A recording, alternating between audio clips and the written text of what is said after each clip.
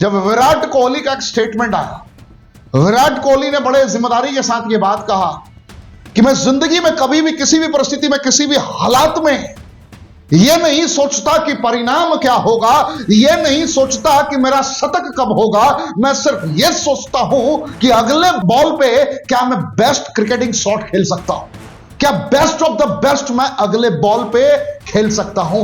आगे क्या होगा, शतक बनेगा, 50 बनाएंगे, आप दोहरा शतक लगाएंगे, क्या करेंगे इससे फर्क नहीं पड़ता है, अगला बॉल। यानी कि आपको महीनों में नहीं जीना है, सप्ताह में नहीं जीना है, दिन में भी नहीं जीना है, हर एक पल में जीना है, हर एक सेकंड को बेहतरीन बनाना है। इस पल का मैं सही तरीके से इस्तेमाल कैसे कर सकता हूं, क्या यह पल मैंने बेहतर जिया, क्या इस पल को मैंने बेहतर तरीके से सदुपयोग किया।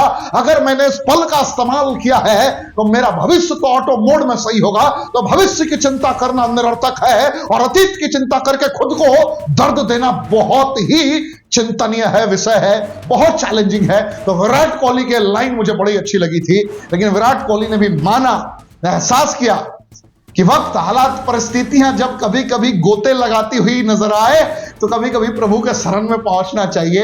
आप लोगों को पता है रेस्ट विराट कोहली कहां कहां पहुंचे हैं। जब शतक नहीं लग रहा था, 50 भी नहीं लग रहा था, बुरे दौर से गुजर रहे थे, तो हर वक्त प्रभु याद आ रहे थे। एक जमाना था जब प्रभु याद नहीं आते थे।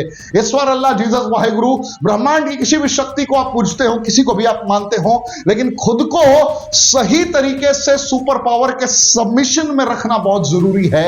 अगर आप नहीं रखते हैं तो सच्ची नियत के साथ आप कर्म नहीं कर पाएंगे, और जहां सच्ची नियत के साथ कर्म नहीं कर पाएंगे तो जीतना कैसे मुमकिन हो पाएगा। विराट कोहली से यह सबसे बड़ी सीख मिलती है, कर्तव्यनिष्ठ इरादों के साथ लगातार कर्म करने की क्षमता, लगातार मेहनत करते रहने की क्षमता। और उन्होंने प्रूव भी किया कि मैं कर सकता हूं और मैंने किया है। लेकिन फिर भी अपने आप को अध्यात्म में झोंक देना, समर्पित कर देना। जो इंसान पूरी तरीके से अलग गतिविधियों में संलग्न रहता था, रेगुलर बेसिस पर नॉनवेज, अलग अंदाज में खाने की आदत, लेकिन स्पिरिचुअल अध्यात्म को उस दृष्टिकोण से उस इंसान ने देखा, वहां से कंप्लीट वेज तक पहुंचना। मेरा इससे किसी धर्म संप्रदाय को टारगेट करना मेरा उद्देश्य नहीं है। मेरा कहने का तात्पर्य है आस्था, समर्पण। बहुत सारे लोग हैं जो 5 वक्त का नमाज पढ़ते हैं, रमजान का महीना चल रहा है, किस श्रद्धा से, किस समर्पण के साथ। जो 5 वक्त का नमाजी है उस इंसान से कभी पूछ के देखिए, क्या आप चाहकर भी कुछ ऐसा कर पाएंगे जो रूल रेगुलेशन के खिलाफ है। अंतरात्मा से आवाज आएगा, हो ही नहीं सकता, क्योंकि उनको भी पता है जन्म निश्चित था, मृत्यु निश्चित है। जब जन्म लिया धरती पे वो सत्य था, और मरेंगे उस दिन वो सत्य है। बाद बाकी ये सब माया है, कर्तव्य दिखाना है, कर्मों का तूफान उत्पन्न करना है।